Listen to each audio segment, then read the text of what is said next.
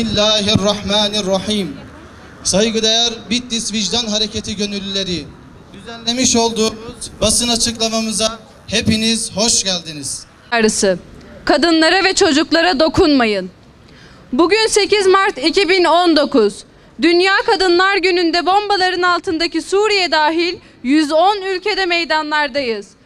Bugün dünyanın dört bir yanında Suriyeli mapus kadınlar için meydanlardayız.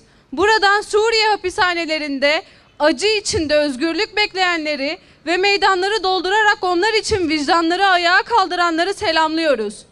Biliyoruz ki mazlumlar ve ezilenler için vicdanın haykırışından daha güçlü bir imkan yok. Tekbir! Allahu Ekber! Allahu Ekber! Tekbir! Allahu Ekber! Geçtiğimiz yıl bugün dünyanın dört bir yanından kadınların bir araya geldiği vicdan konvoyu ile 10.000'in üzerinde kadın Suriye sınırında buluşmuştu. Bu yıl ise dünyanın tüm meydanlarında kadın erkek bir aradayız. Bizler dünyanın birçok ülkesinden gelen insanlar olarak hukuksuzca tutulan, cinsel saldırıya ve işkenceye maruz kalan Suriyeli kadınların özgürlüğü için sesimizi yükseltiyoruz. Kadınlar olarak isyan ediyoruz. Tecavüzün, savaşlarda kadınlara yönelik işkencenin, her türlü zulmün silah olarak kullanılmasına isyan ediyoruz. Bu kirli savaşlara isyan ediyoruz.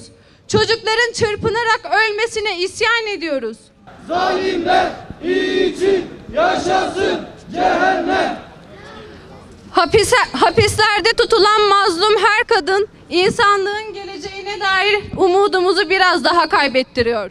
İnsanlığımızdan utanıyoruz. İnsanlığımızı kaybediyoruz. Suriye Savaşı sırasında sayısız savaş suçu işlendi. Uluslararası sözleşmeleri etkili olarak uygulaması gereken devletler, uluslararası yargı mekanizmaları ve uluslararası toplumun bütün bileşenleri sivil insanların, kadın ve çocukların korunmasından sorumludur. Kadınlar ve çocuklar korunmalı, hiçbir şekilde esir tutulmamalı. Taraflarca herhangi bir şekilde pazarlık konusu ve unsuru yapılmamalıdır. İnsan hayatının ve onurunun korunması temel prensiptir. Bu prensibin sorumluluklarının yerine getirilmesi ancak insanlık vicdanının harekete geçmesiyle mümkün olabilecektir.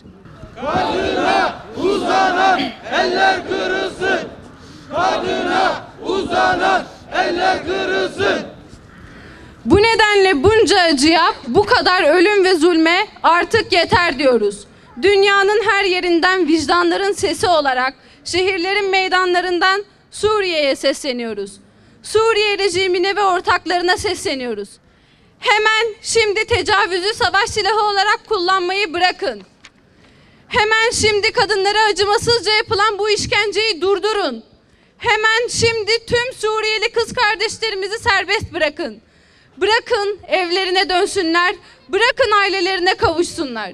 Yeryüzünün dört bir yanındaki insanlık ailesinin her bir ferdini merhamete çağırıyoruz. Suriye rejiminin hapishanelerindeki cesur ve onurlu kadınlarına sesleniyoruz. Yeryüzünde vicdanlı bir insan kalmadı mı bize yardım edecek diyen kadınlara sesleniyoruz. Sesimizin size ulaştığını biliyoruz. Buradayız ve özgürlüğünüz için bütün gücümüzle kadın erkek hep beraber çalışıyoruz.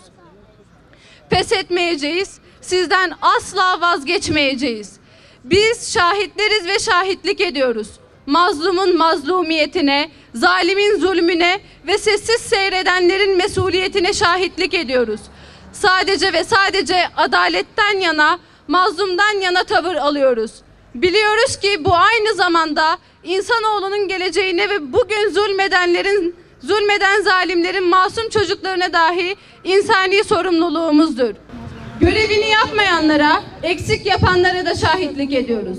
Birleşmiş Milletler, İslam İşbirliği Teşkilatı ve benzeri tüm uluslararası organizasyonlara, bu savaşın bir parçası olan tüm devletlere, uluslararası insan hakları örgütlerine, yasaları gereğince savaş bölgelerindeki sivillere karşı sorumluluk taşıyan uluslararası Kızıl Haçlar ve Kızılaylara ve uluslararası insani yardım teşkilatlarına sesleniyoruz.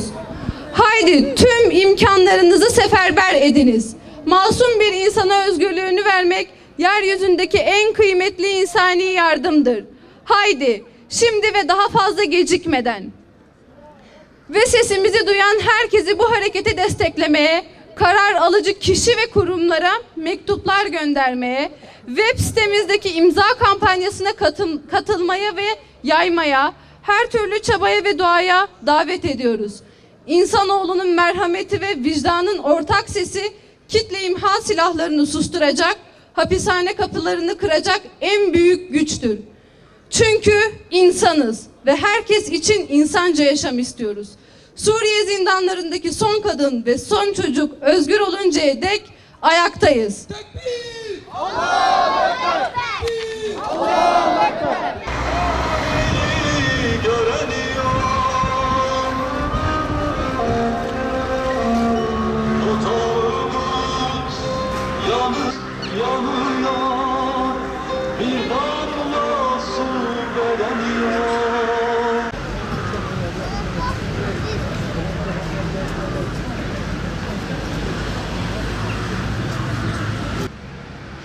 Allah'ım bu mübarek zaman diliminde burada toplandık.